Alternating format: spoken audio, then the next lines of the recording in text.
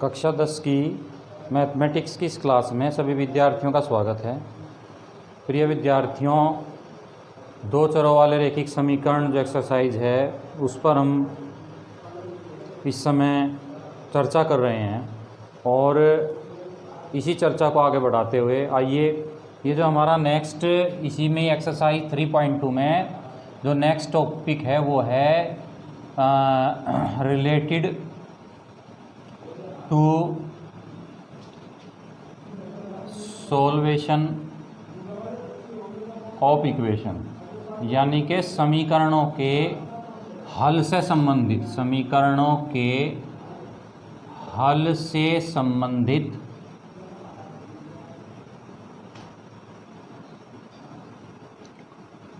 बातों को यहाँ हम पढ़ेंगे।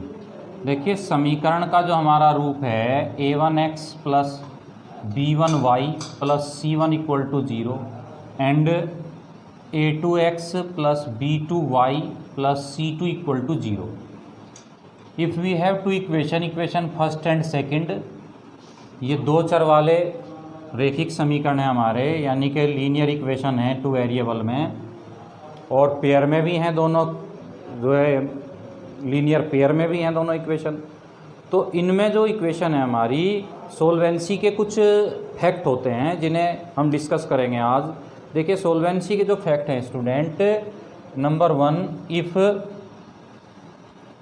यदि, हिंदी में कहें तो यदि a1/a2 और नॉट इक्वल टू b1/b2, यानी ये जो a1/a2 की वैल्यू है ये b1/b2 की वैल्यू के इक्वल नहीं है, तो समीकरण का एक अद्वितीय हल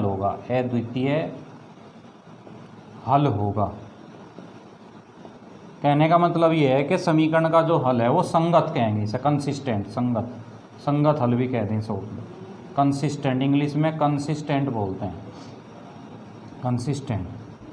दूसरा जो है स्टूडेंट्स ये है हमारा कि if a1/a2 equal to b1/b2 और इक्वल टू c1/c2, यदि ये तीनों वैल्यू बराबर हैं तो समीकरण के अनेक हल होते हैं,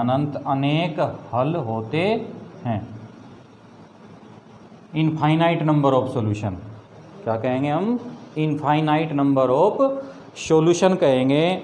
या हम ये भी कह सकते हैं कि यदि a1/a2 equal to b1/b2 equal to c1/c2, तो रेखाएं जो है वो क्या होंगी? रेखाएं संपाती होंगी। क्या होंगी? संपाती होंगी। इंग्लिश में कहें तो हम कहेंगे कि जो लाइन है हमारी वो क्या होंगी? कोइंसाइड। क्या होंगी? कोइंसाइड, यानी जो रेखाएं हैं वो संपाती होंगी, हम ये कहेंगे। और इसकी जो स्टूडेंट्स तीसरी कंडीशन है, मैं तीसरी कंडीशन को यहीं पे डिस्कस कर देता हूँ। तीसरी कंडीशन है if a1/a2 equal to b1/b2 not equal to c1/c2, यानी कि a1/a2 की वैल्यू b1/b2 की वैल्यू के तो बराबर है, लेकिन c1/c2 की वैल्यू के बराबर नहीं है, तो समीकरण का कोई हल नहीं होगा। या हम इसे ये कहेंगे असंगत। क्या हो जाएगा? असंगत हल भी कह सकते हैं। और अनकंसिस्टेंट कहेंगे इसको, तो क्या कहेंगे? कंसिस्टेंट। और इसको क्या कहेंगे? अनकंसिस्टेंट। क्या कहेंगे इंग्लिश में? अनकंसिस्टेंट। इंग्लिश में इसलिए बताना पड़ता है थोड़ा सा विद्यार्थियों, चूँकि हमारी जो क्लास है वो यूपी बोर्ड और सीबीएसई बोर्ड दोनों ही क्लास के बच्चे पढ़ें तो कोई दिक्कत नहीं है, चूँकि एनसीईआरटी की जो बुक है वो यूपी बोर्ड में भी सेम है और आपकी सीबीएसई बोर्ड में भी वही है, बिल्कुल एनसीईआरटी पैटर्न पर आधारित है दोनों ही बुकें। बस थोड़ा सा अंतर ये है कि वो हिंदी में एडिशन है, उसका इंग्लिश में एडिशन है। तो इसलिए जो हमारी क्लास है वो सभी बच्चों के लिए समान रूप से उपयोगी है, चाहे वो हिंदी मीडियम के बच्चे हों चाहे इंग्लिश मीडियम के हों। तो ये असंगत हल का मतलब अनकंसिस्टेंट, क्या बोलेंगे इसको? अनकंसिस्टेंट बोलेंगे विद्यार्थियों। यानी हम कहेंगे असंगत हल कब होगा? असंगत हल तब होगा स्टूडेंट्स, मान लो कि आपकी x डैश, ये y और ये y डैश, सपोज करो कि हमने कोई ग्राफ बनाया, ये ओरिजिन है आपका, और एक लाइन ये चली गई, एक ये चली गई। और ये लाइन जो है एक दूसरे को कहीं भी कट नहीं करती। आप देख रहे हैं कि दोनों लाइन कैसी लाइन दिखाई दे रही है हमें समांतर, चूँकि इनके जो बीच की डिस्टेंस है वो यहाँ भी और यहाँ भी क्या है, इक्वल है। और जब ये दोनों रेखाएं एक दूसरे को प्रतिच्छेद नहीं करती तो कैसी रेखाएं हो जाएंगी, समांतर रेखाएं हो जाएंगी, पैरेलल लाइन हो जाएंगी। और पैरेलल लाइन होंगी तो एक दूसरे को काटेंगी नहीं, ये इंटरसेक्ट नहीं करेंगे, और जब इंटरसेक्ट नहीं करेंगी तो कोई भी हल नहीं होगा, यानी कि समीकरणें क्या होंगी, असंगत होंगी। ठीक है स्टूडेंट्स, आइए अब इन जो क्वेश्चन हैं उन पर आधारित हम कुछ प्रश्नों को लेते हैं। जैसे हमने क्वेश्चन कर दिया था पहला, तो सेकंड क्वेश्चन करते हैं हम।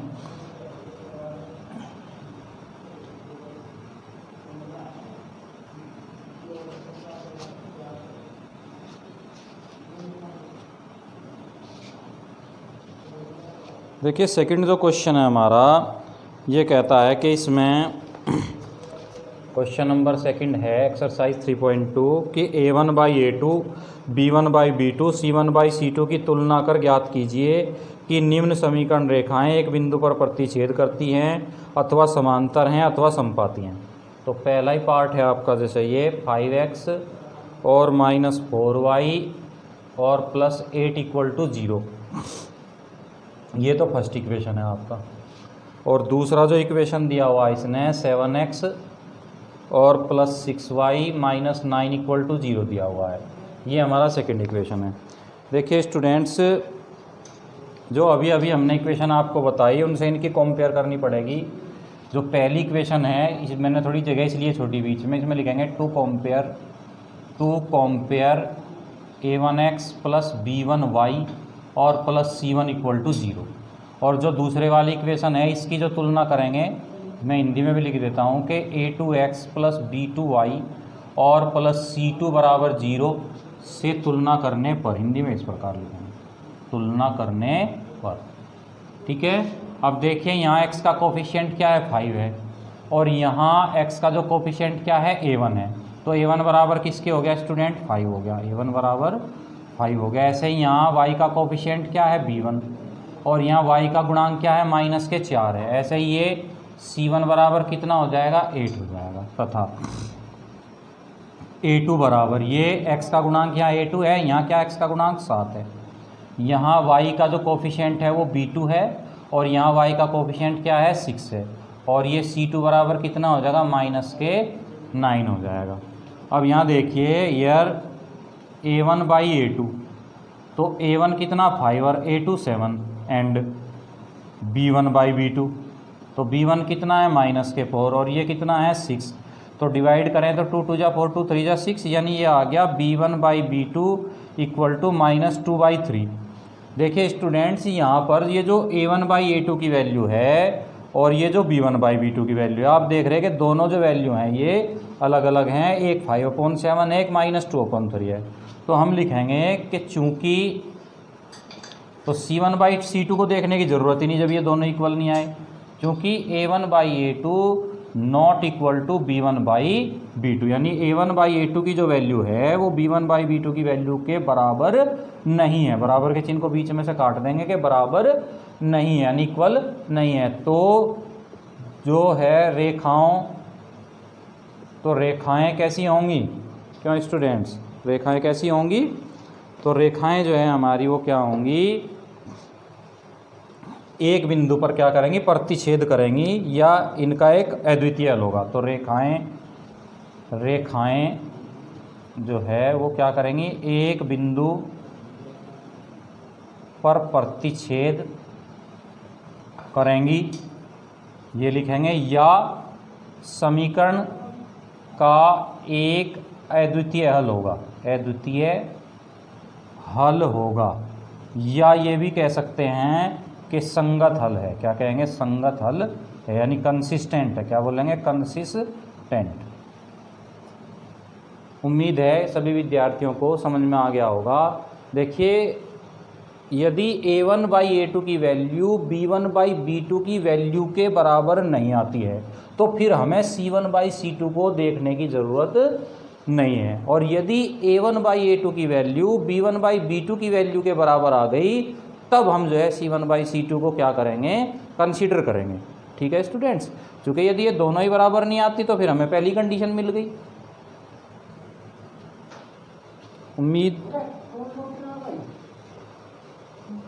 अब देखिए सेकंड जो क्वेश्चन है हमारा 9x + 3y + 12।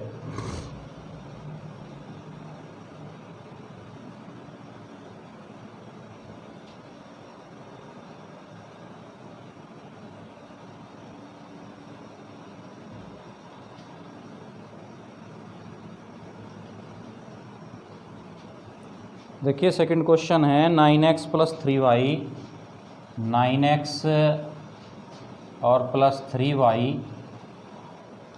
और +12 = 0। ये सेकंड पार्ट है इसका, वो फर्स्ट पार्ट था। बिल्कुल इसमें भी कंपेयर करेंगे a1x + b1y + c1 = 0 से। और जो हमारा दूसरा इक्वेशन है वो है 18x + 6y और +24 = 0। ये फर्स्ट इक्वेशन गिवन है, ये सेकंड इक्वेशन गिवन है। कंपेयर करेंगे पहली इक्वेशन में तो यहाँ x का कोफिशिएंट क्या है a1 और यहाँ x का कोफिशिएंट क्या है 9। इसी प्रकार यहाँ जो हमारा y का कोफिशिएंट है वो b1 है और ये y का कोफिशिएंट यहाँ कितना है 3 है। इसी प्रकार c1 बराबर कितना हो जाएगा 12। नेक्स्ट जो इक्वेशन है हमारी उससे कंपेयर करेंगे a2 बराबर 18, b2 बराबर 6 और c2 बराबर क्या आ गया 24। तो a1/a2 लेंगे तो 9/18 आ गया आपका ये। तो 9 1 जा 9, 9 2 जा 18, 1/2। ऐसे ही b1/b2 देखिए, ये है आपका 3/6। तो 3 1 जा 3, 3 2 जा 6, यानी ये 1/2। देखो a1/a2 की वैल्यू भी 1/2 आई है और b1/b2 की वैल्यू भी 1/2 आई है। जब दोनों की वैल्यू इक्वल हो गई तो मैंने अभी थोड़ी देर पहले आपको बताया कि अब हमें c1/c2 को भी देखना पड़ेगा, ठीक है, क्योंकि पहली कंडीशन तो मैच नहीं हो रही हमारी। यदि ये दोनों इक्वल ना आते तो पहली कंडीशन मैच हो जाती। अब यहाँ लिखिए तथा c1/c2, तो c1 कितना है 12 और c2 कितना है 24। 12 1 जा 12, 12 2 जा 24, ये भी 1/2 आ गया। देखिए स्टूडेंट्स a1/a2 की जो वैल्यू है हमारी 1/2, b1/b2 की जो वैल्यू है 1/2 और c1/c2 की जो वैल्यू है 1/2। तो ऑल थ्रीज वैल्यू जो है वो क्या हैं, इक्वल हैं। यानी कि हम यहाँ लिखेंगे चूँकि बिकॉज a1/a2 = b1/b2 = c1/c2। और ये कंडीशन किसकी थी, अनंत अनेक हल की कंडीशन है, यानी रेखाएं कैसी होंगी, समपाती। तो यहाँ लिखेंगे कि रेखाएं क्या हैं, समपाती। क्या होंगी, समपाती होंगी, यानी इंग्लिश में क्या बोलेंगे, कोइंसाइड होंगी, ठीक है। और हिंदी में समपाती कहेंगे या ये कहेंगे कि समीकरण निकाय का एक समीकरण निकाय के अनंत अनेक हल हैं, अनंत अनेक हल हैं, ठीक है। और यहीं पे मैं आपको बताऊं कि यदि हमारा ये आ जाता कि a1/a2 बराबर b1/b2 आ जाता, लेकिन ये c1/c2 के बराबर ना आता, तो फिर क्या होता, ये जो रेखाएं हैं वो क्या करती है, एक दूसरे को काटती नहीं आपस में। यानी कैसी कंडीशन बन जाती, यहाँ कंडीशन बन जाती, रेखाएं परस्पर क्या हो जाती, समांतर, यानी कि पैरेलल, ठीक है स्टूडेंट्स। तो उम्मीद करता हूँ कि सभी विद्यार्थियों को आज का जो लेक्चर है वो समझ में आ गया होगा। और यदि बच्चों समझ में आ रहा है तो मेरे चैनल को लाइक और सब्सक्राइब करना न भूलें। धन्यवाद।